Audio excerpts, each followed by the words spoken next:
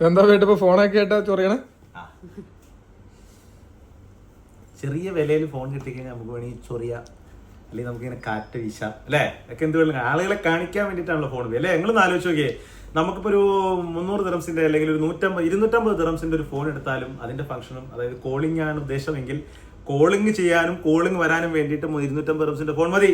4500-ന്റെ 5000-ന്റെ 6000-ന്റെയും phone എന്തിനാ മേടിക്കുന്നത്? Show അല്ലേ? ഷോ ഓഫ് ആണ് അല്ലേ?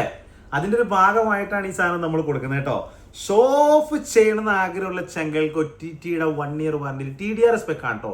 OTTയിൽ നമ്മൾ OTTയുടെ പ്രൊജക്ടർ കൊടുത്തു, OTTയുടെ ക്രോംബുക്ക് കൊടുത്തു, OTTയുടെ ടാബ്ലറ്റ് കൊടുത്തു, OTTയുടെ ക്യാമറ കൊടുത്തു, എല്ലാം TDR സ്പെക്കിൽ വരുന്ന മുതലാണ്. ഈ പ്രോഡക്റ്റും TDR സ്പെക്ക് ഉള്ളതാണ്. ചങ്കളെ ഇതൊരു ഷോ ഓഫ് കാണിക്കാൻ വേണ്ടിയിട്ടുള്ള ഒരു മൊബൈലാണ്.